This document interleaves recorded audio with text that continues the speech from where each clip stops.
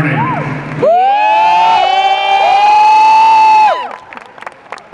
Mr. President, members of the Board of Trustees, colleagues, guests, including families who traveled for this wonderful event from thousands of miles away, from Afghanistan, from Greece, from China, from South Africa, and 30 other countries.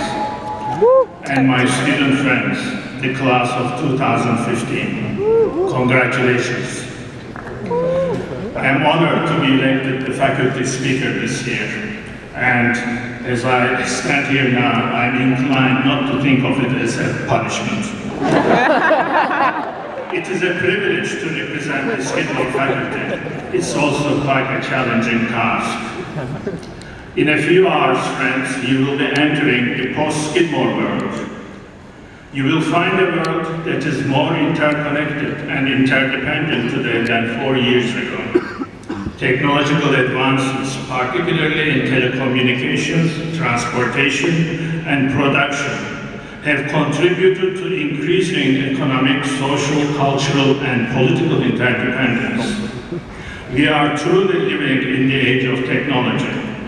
We have, in the last 4 years, mapped the planet Mercury, mapped the brain, and invented Baxter.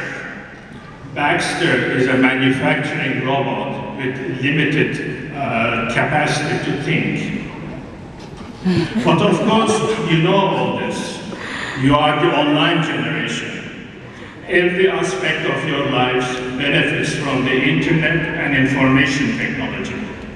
But beware, the rapid changes of technology also render existing knowledge quickly obsolete. To keep up, you need to continue learning. Learning, especially in the age of technology, is a necessary lifelong activity.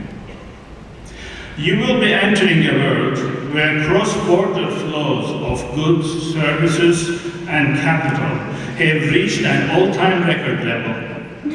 Within a click's reach, you can find the cheapest resources that will minimize production costs and secure the highest return on investment. It is no surprise that the world you are entering is the richest and most affluent in history. The high financial wealth, $153 trillion, and income, $77 trillion we enjoy today in the world are unprecedented. And here comes the but. In the midst of all this impressive affluence and progress, however, there are serious socioeconomic problems awaiting you as well. We have high poverty and extreme inequality in income and wealth. These disparities potentially afflict societies with serious social ills. We have a serious problem with ecological sustainability. We are collectively contributing to climate change and to the destruction of the environment. Today, in the second decade of 21st century, we still witness bias and discrimination based on race, ethnicity, gender, sexuality, nationality, and religion. These are problems common to every single country in the world. Only their magnitude differs from one to another country. Let me briefly focus on poverty. According to the Organization for Economic Cooperation and Development, an international economic organization headquartered in Paris, in the United States, in one of the largest and richest and affluent economies in the world, where we earn a total of more than 22% of total world's income. Approximately 45 million Americans live in poverty. How can it be that the United States, relative to the rest of the Western industrial world, not only has the highest poverty rate, but the highest child poverty, the highest number of working poor, and the highest inequality in income and wealth? And yet still, more surprisingly, the lowest ratio of social welfare spending to total national income. Personally, I find this quite disturbing. How can the joy that riches and affluence provide coexist with such high poverty? I think the answer to this question takes us back to 1980s, when a profound transformation took place in how people think and behave in the society. Again, this is not unique to the United States, but a global phenomenon. Globalization helped create radical changes in the existing social contract, the unwritten code that defines what is and is not acceptable in society. Our society began to accept poverty, accept inequality, accept the commodification of all aspects of life, and accept environmental degradation in order to maximize self-interest. It is time that we become more idealistic, more compassionate, more socially responsible, and more conscientious. Friends, class of 2015, today is a day of joy and celebration. Your family, friends, and Skidmore are proud of you. You are proud of yourselves, and indeed you should be. You are leaving Skidmore accomplished in liberal arts education, a transformative education that has empowered and prepared you to take on the challenges and complexities of the world.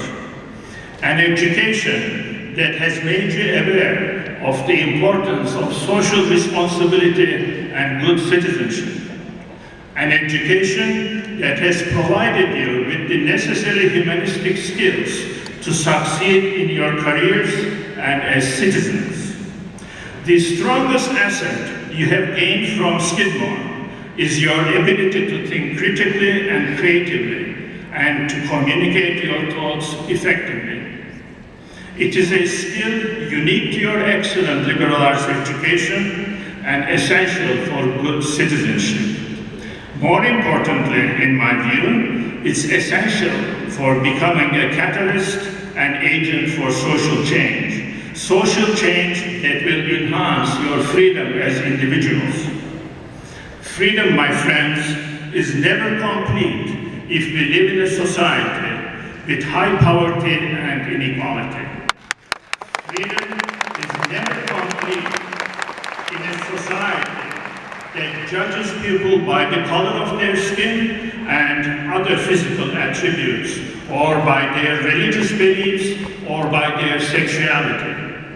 Freedom is never complete if members of a society live constantly with the threat of natural disasters caused by climate change accelerated by human action. Freedom is not complete until each and every one of us is free from such ills. My charge to you, class of 2015, wherever in the world you live and work, is let social and economic justice be your guiding principle in life. Use your liberal arts education to bring social and economic ills to public attention and into public discourse. Don't be silent and indifferent. Be fearless. Emphasize relentlessly that these problems are related to the excesses of the socio-economic system we live in, and that we share the responsibility to find solutions to them. Know also that to find solutions, at times, you must stand up against the existing order and challenge its institutions and the powers behind them. It's a difficult task, but you can do it. You are the future, and you must make the future better than the present. Use your education and your courage to do what is right for humanity, for the good of society, and the survival of our species and our planet. We Skidmore faculty provided you with the necessary tools. It is now up to you to use them, and use them wisely. When I look at you, class of 2015, I cannot help but be impressed with your youthful energy, enthusiasm, excitement, and determination. I can tell you are looking forward to challenge. You are ready for it. Good luck, congratulations, and thank you.